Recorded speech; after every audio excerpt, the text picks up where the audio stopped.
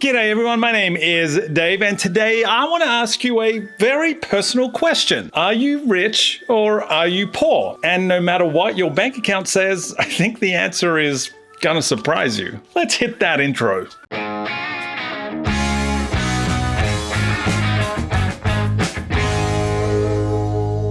Well, if this is your first time on my channel, this is the place where I like to do short devotional videos each week designed to help you get the most out of your faith. So make sure you hit that subscribe button if you haven't done so already, and then hit that little bell icon so that you never miss an episode. Okay, so how do you find out if you're rich or poor? Now, most of us would probably just go to our bank account app and see how much money we have, right?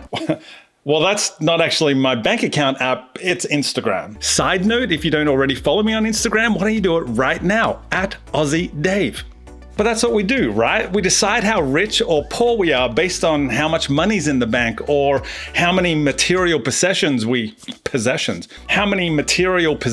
do or don't have. But have you ever noticed in the stories written about Jesus' life in the Bible that he gives sight to the blind, he makes the deaf hear, he makes the lame walk, and then he preaches good news to the poor? That never really made sense to me. I mean, if everyone else is getting restored, shouldn't the poor at least become, I don't know, middle class? See, to us in the Western world, being poor typically means having very little money or material possessions. That's where it starts and ends. But to the Jews of the first century, being poor meant living in chaos or disorder. It wasn't about money, it was about your life being a mess. In his well-known book, Walking with the Poor, author Brian Miles writes that poverty is the absence of shalom in all of its meanings. Which means if you're struggling today, if you're stressed or nervous or anxious or worried or depressed, or you've got any chaos happening in your life, then you would have been considered poor in the Bible,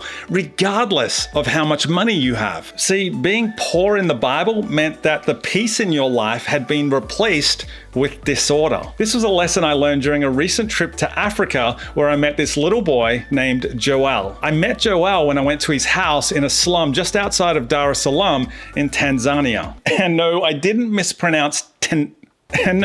just mispronounce Tanzania, it's actually pronounced Tanzania. Now, when I met Joel, I just assumed that he and his family were poor. They lived in a really small house in the middle of a slum, and they didn't have many material possessions. But as I spent the afternoon with him and played with his friends and cooked dinner with his mom Joyce and then ate with them as a family, I realized that they are not poor. His life was simple, yes, but Joel was loved and he was happy. But in stark contrast, I know many of you who are watching this today woke up rich by the world standards, but biblically poor because there's chaos and disorder and stress in your life. And you see, that's why Jesus preached good news to the poor, because he was restoring peace and order to their lives. I know so many people who are rich by the world standards, but don't have the peace and happiness that I saw in Joel. Instead, they're imprisoned by stress and worry and comparison. They don't live with the sort of freedom and happiness that I saw in Joel and his family. So we chase after more money and more things and more status and the latest technology,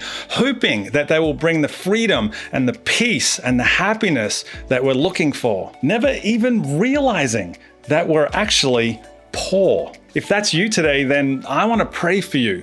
If you let me know in a comment down below, I will pray for you by name personally. I'll pray that God will bring peace and order into your world, which really is good news. Well, I hope this video was helpful for you. If it was, make sure you give me a thumbs up, share and comment on this video if you liked it. Subscribe to my channel if you haven't done so already, and make sure you follow me on Instagram and Twitter at AussieDave. I'll see you all next time.